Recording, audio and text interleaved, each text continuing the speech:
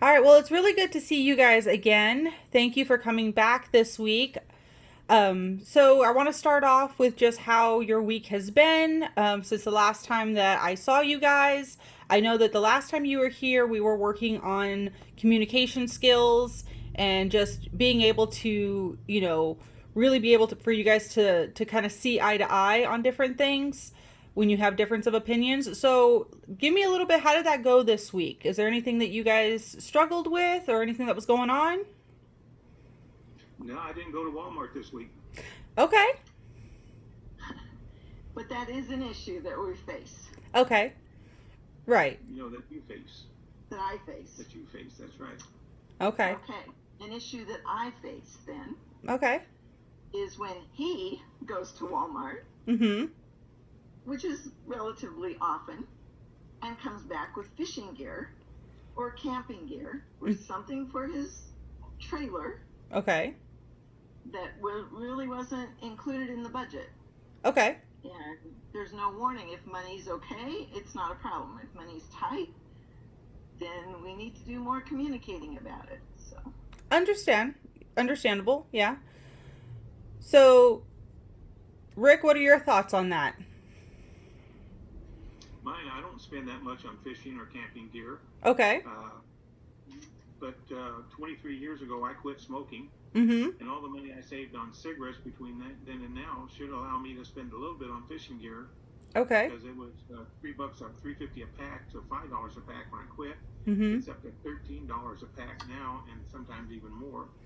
So that's a savings of several thousands of dollars Mm-hmm. that we're not spending out of the household budget.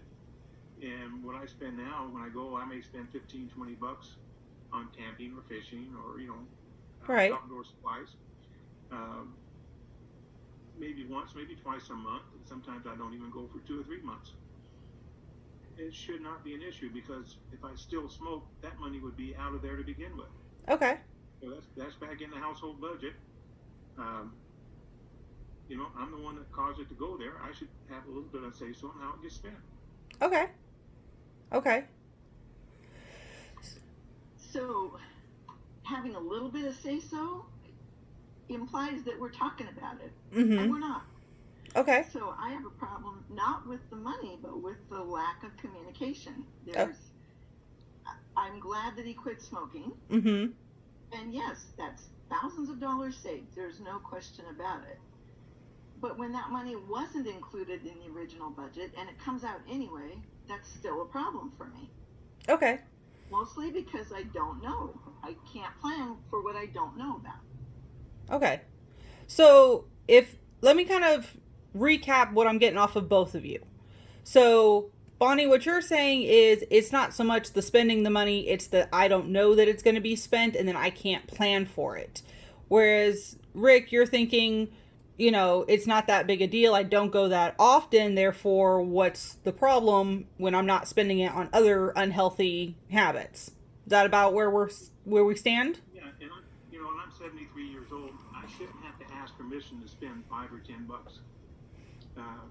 She doesn't ask permission when she spends money on herself, on beauty supplies or whatever, nylons, everything else. Okay, I don't never question that. She needs it, buy it. You want it, buy it. But after a few years of your life, you shouldn't have to. Hey, honey, can I spend $5? That ain't going to happen. If I got it in my pocket, I'm going to spend it. Okay. Okay. So really what I'm hearing is this breakdown in communication. Now, from what I'm gathering, and correct me if I'm wrong, I'm kind of understanding, Bonnie, you handle the budget. Is that why you're the one that's stressing out about the finances a little bit more? Most often, yeah. Okay. So, Rick, do you ever help her with the budget? Do you ever look at it and see what's coming in and what's going out? No. Okay. Okay, so then, Bonnie, your frustration is coming because you're trying to balance and budget, and you don't feel like he's understanding your side of where this is coming from. Is that Yeah, that's about it. okay? Okay, and that lack of communication is something that's pretty common amongst a lot of couples, and it's something that can be very detrimental to the relationship. So let me ask you though, when these problems come up, when this situation arises, when he has spent money and you're angry about it, how do you guys handle that conflict? What typically happens? I guess Nothing. Okay. So he comes home, in he's my mind it's go ahead. not nothing. In my mind it's he comes home and he shows me what he's bought, and I'm glad that he's got these things. Mm-hmm. Still not a problem with him getting them. It's a problem with my not planning for it in the budget. And it isn't always just $15. It can be something more significant. Okay. So he has spending money that he puts in his wallet, but this doesn't come out of that. This comes out of money that I've got set aside for other things. Okay. And again, Because that money I got in my wallet, 90% of the time is spent on household things, food, fruit stand, paid the dues yesterday or 2 days ago at the rifle range. Yours and mine came out of my wallet, and I replaced it. But just because I've got $100 in my wallet does not say I'm going to spend $100 on me. It's going to spend $100 wherever it needs to be spent. Okay. So again, we're circling back. So when this happens, when Rick has gone out, he's bought something, be it from the money in his wallet or off the account. So he's bought something, he shows you what he's bought, you're feeling upset because you're like, oh, I did not plan for this, right? So then what do you say to him, typically, Bonnie? what did I say? I'd say, yeah, I see that that's a good deal, but I'm worried because I still have to pay these bills, and Okay. I'm worried about what I'm going to do. Okay.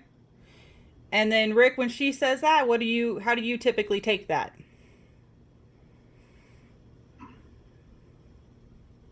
Different times, different ways, but Mm-hmm. Yeah. a lot of times I just look at it that she was kind of saying that I have to tell her or ask her, Okay. hey, I'm going to spend $20, but when I go like to Walmart to get food for the house, and I walk through the sporting good part, and I go to the bin, things are on sale, Mm-hmm. and if it's usually, even if I buy it when I don't particularly need it right then, Mm-hmm. because it's on sale, it's half price or 70% off or whatever, and that won't be there, later on. Okay. So I either get it now or I don't get it. Okay. Okay. So does the conversation never go past that? Once, he's bought something, you've said, I'm worried, these bills, I'm concerned what I'm going to do with it. And he says, well, it was on sale and I got it. Anything past that, or does it just stop? Yeah, sometimes it goes past that. Usually it just stops. Okay. Okay. So, Rick, in your mind, if it stops, is it over? We're talking about it now. Apparently not. Okay. But up until now, if it stopped, I'm assuming you just kind of, that was it, right? It's over?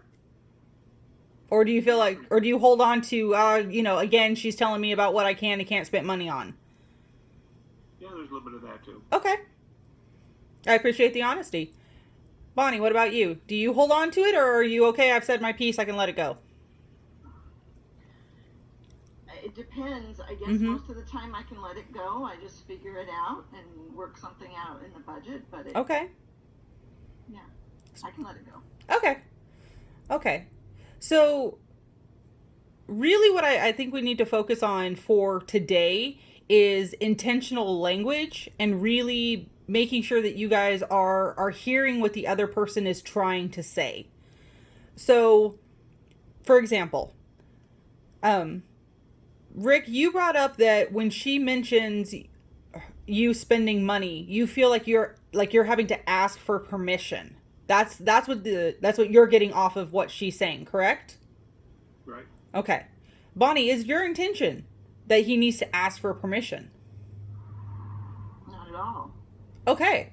So you see where that the use of specific language is what's going to really kind of help break down those communication barriers.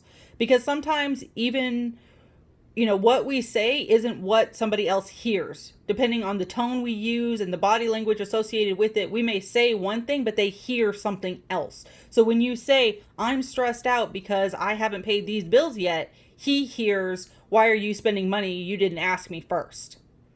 So that breakdown then becomes difficult to get through because what you're saying and what he's hearing are two very different things. And then the same. What he's saying and what you're hearing are two very different things.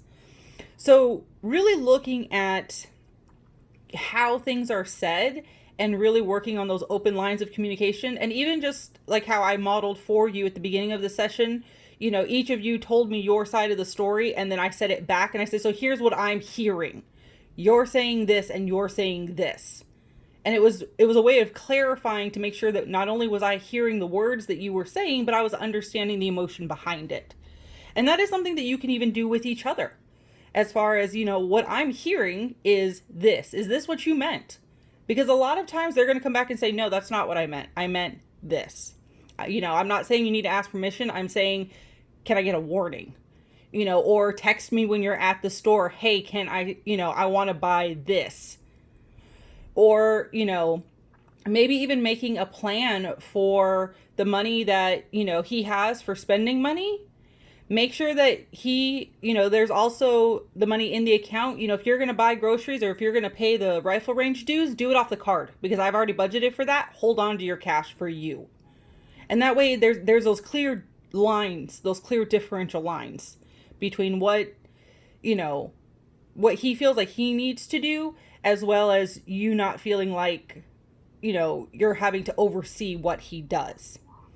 So at the same time, I kind of want to, come back to, if this is something that I'm assuming has gone on probably for a little while, but, a lot of times there's meaning behind some of our actions. So, Rick, you brought up about, you reach a certain age, you shouldn't have to ask for permission. I'm wondering, is there any kind of, and if you could turn the camera maybe just a little bit where I could see Rick a little better. The TV just jumped back on, so he's turning it off. Okay. We had it on pause, but I guess it got loaded. Okay. Now it's off. He's coming back. Okay. There we go. Turn just a little bit. There we go. So, and when you were talking earlier about you shouldn't have to ask for permission, and I could hear, the frustration in your voice. Is there something maybe from past experiences or before where you felt like you had to, clear actions with other people and just really felt like you weren't being able to decide for yourself what was, what you wanted to do? Well, you're bringing up my entire childhood now. Okay. I could go back way back when. But a little bit closer than that is, while her brother was still alive, she was sending money about once a week. And I was totally opposed of it. I didn't want it, but I went along with it the best I could. And I'm thinking, okay, it's okay for her to send $20, $30 to this deadbeat. Sorry. But here at the time when I was doing this, I was still working, making good money. Mm-hmm. But if I spent anything on me, then I had to justify it. Okay. Where he was getting a free ride and did nothing. Okay. So there were some issues there that came about. But, mm-hmm. All my life, I'd have people lie and cheat and steal to the point where they said, "Well, do this for me now, and I'll do this for you later," and then the later never comes. Okay. I do what they ask, and when it comes time for me to get what I did all that stuff for, it's sorry, Charlie, I don't remember that. Okay. So now I say, if I want it, I get it. Okay. So what I'm hearing is a little bit of what we call countertransference. So you're taking all of these past situations, these past times when you felt hurt and betrayed and just not listened to, controlled, not having the voice that you felt you deserved, and you're kind of transferring that onto this present situation where she's not trying to control you. She's not trying to say you can't have it, you can't do it.